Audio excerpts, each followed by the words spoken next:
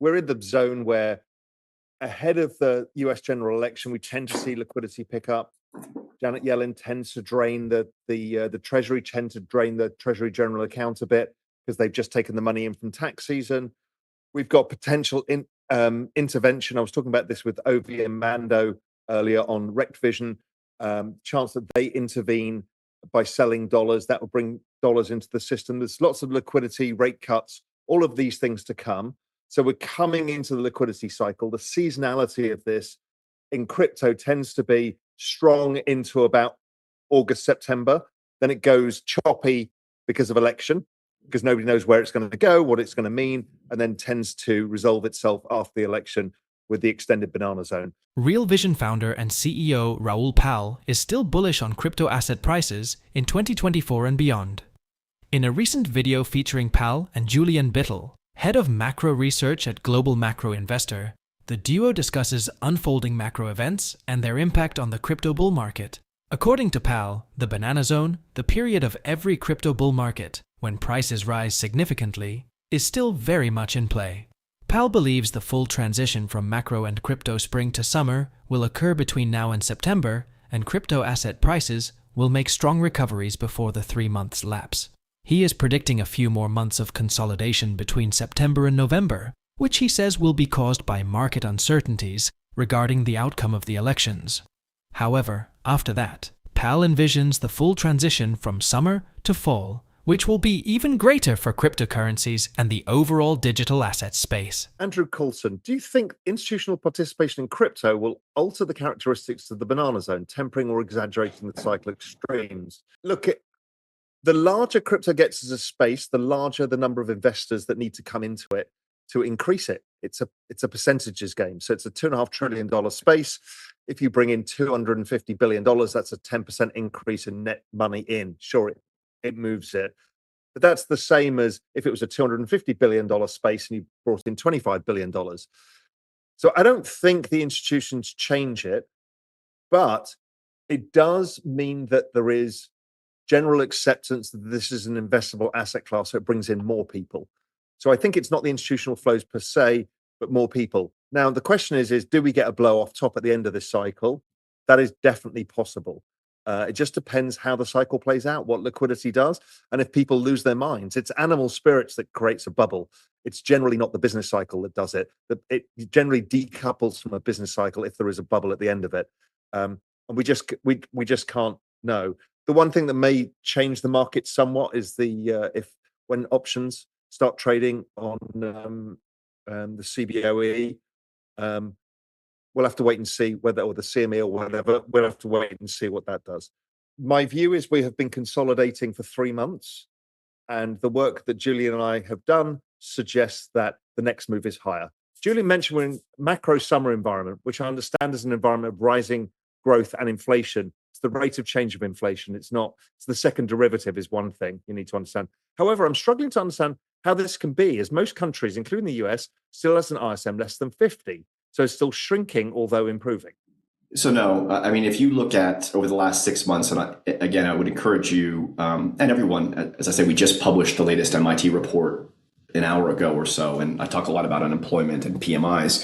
So, 60, I think it's closer to 80% of PMIs are on a 6-month basis are up, and over 50% of them are back in expansion territory. So, that's not true. And also when you look at China, China's been above 50 for quite a while now, as has Germany, as has Sweden. And actually, when I talk about Sweden, and I put a chart in there on this, Sweden's one of my favorite ones to track. And I've written quite extensively about this in GMI, and it's largely because it's just a small export-oriented country, which means that when the business cycle starts to improve, Sweden's one of the countries where you see it first. And the chart that's really bonkers in the latest MIT update is when you look at Sweden PMI new orders to inventories versus the ISM, which of course would be more leading versus the ISM because of the dynamics I just mentioned, and it's gone nowhere but up. And the other thing I'm going to say is with the global PMI in May, so we're still awaiting all the PMIs now, right, for June, but the global PMI accelerated to the fastest pace in over 12 months in May. So the cycle is improving. It's just some macro is sometimes like watching paint dry. It can be a very slow moving process. Powell believes PMI lags the overall economy by a few months, and with manufacturing activities now improving across the globe, asset prices should quickly begin to pick up soon. The S&P Global Purchasing Managers Index data revealed that manufacturing activities picked up in May in most developed economies. More than 40% of global manufacturing PMIs are in expansion, almost double the 25% recorded at the beginning of the year. May was the strongest month for manufacturing activity in the United States since the start of 2023. Similarly, manufacturing activity in the United Kingdom hit its highest peak since July 2022, and Japan recorded its first move into expansion territory in almost 12 months.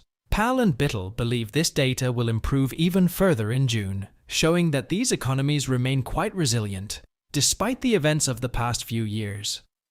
Powell believes this resilience will continue for much longer, as central banks cannot allow even the tiniest bit of trouble before they come to the rescue. Here are more clips from the video. We're talking about public debt in the US. We know that at least out until 2030, the only solution is more cowbell, right? Meaning more liquidity. So what's going on is the Fed is just debasing their currencies because of demographics, and then debt growth. So public debt growth in excess of GDP just gets monetized. And that is the everything code, in fact. And so long as that is happening, I think it's very difficult to have a currency crisis.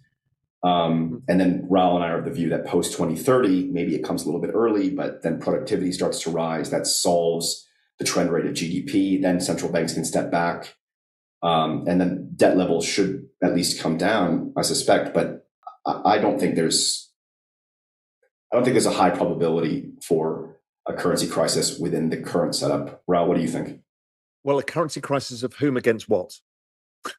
True. The currency crisis, if there was a currency crisis on a globalized level, that's a debasement of fiat currency, which drives up asset price. Are you likely to see the euro have a currency crisis? I doubt it. Will it weaken, strengthen over time? Yes, it's going to move around.